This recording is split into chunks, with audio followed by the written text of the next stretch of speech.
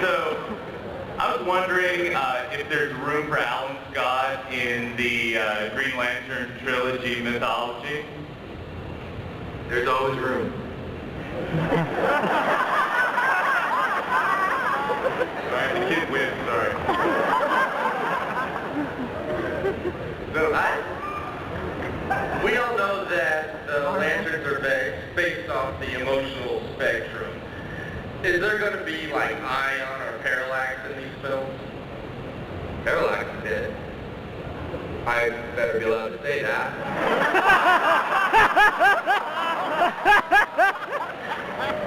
Right. Parallax is there. It's a physical manifestation of fear in our movie, and it's pretty damn cool. Anyone else want to elaborate on that? Help, please? No. All right. Jeff Johns will do. Hey, how you doing? Hello, my name is Patrick Nasty, lead vocals of Vader Vader, and my question is to Jeff Johns.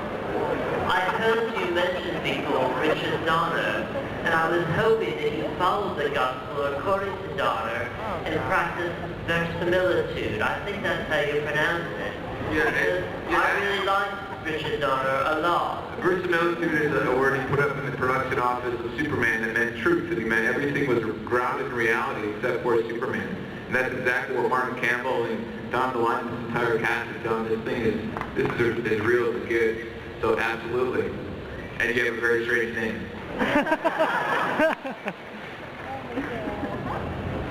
Hello. I'm trying to get that guy off.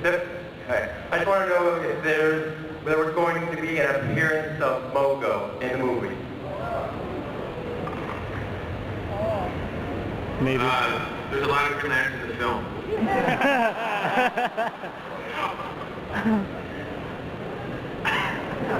Wait, we got one more.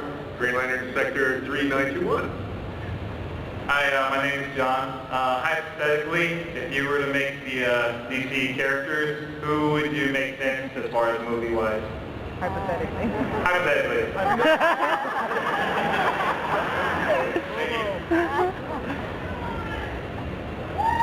You know, one of the things a superhero has to decide, Mark and Ryan, is how to fly. And I know that you guys, it's an interesting process of how you're actually going to manifest as you're flying on screen. Could each talk a little bit about that and your different style of flying? Yeah, each Green Lantern has a kind of a distinct fingerprint of how it is that they fly.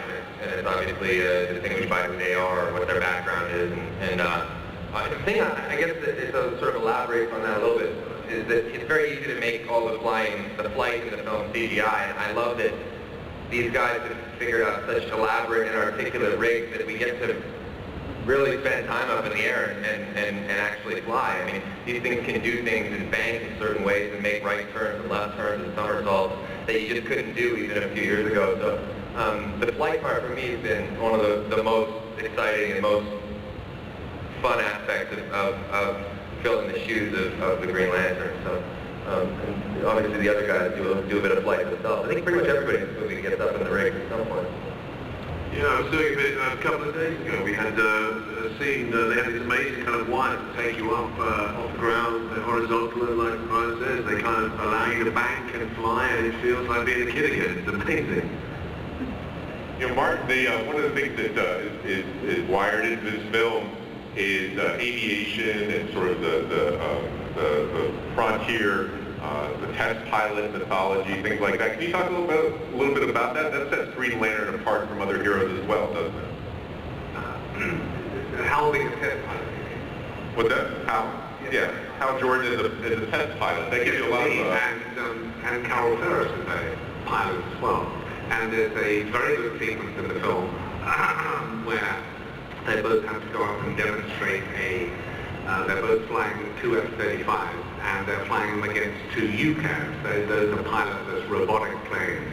And they have to demonstrate how because the robotic planes have been produced by Ferris Aviation. And the idea is, of course, that if this demonstration goes well, then the government will give a big contract to Ferris Aviation and Hal and Carol go up and go in competition with these two UCANs, and it's a very exciting sequence. And of course, by the end of it, Hal does what Hal does best and pushes the whole thing to the limit. And it's a very exciting sequence. And also the fact that Carol's a pilot is very interesting, certainly up to Hal's standard, and they're very competitive with one another. And it's an interesting aspect of the movie, actually, both of them being pilots. So it's actually one of my favorite sequences. You know, I know that it's hard to believe, but we've actually run out of time, but I am told that, Ryan, that you have... There's something I'd like to say before we go. This ring, which I'm extremely attached to, it's been with me for the last 6 months. There's a great tradition, as many of you may know in the Green Lantern Corps, that these rings are passed on from one to the next potential Green Lantern.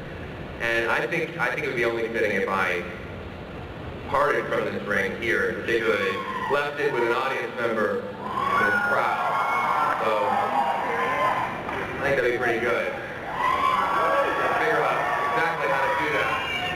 Well, I want everybody to be a little calm as you try this, but if you look under your seat and you have a magic piece of paper, we will have you raise your hand. It says notice! This is great.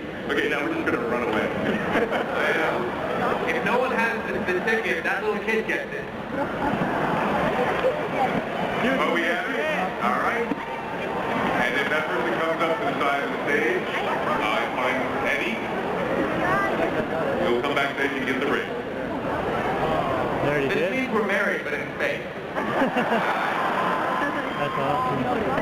Somebody have it? Do we have a winner? We actually have it? Oh, we do. Good. There we go. Nice one, Cal.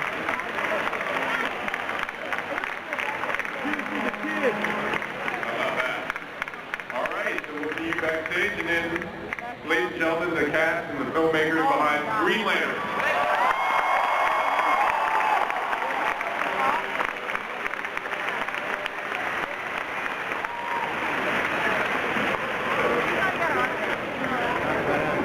Yeah, it is.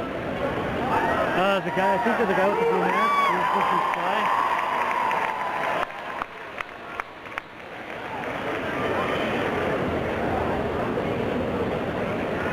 How about that? What's that you said?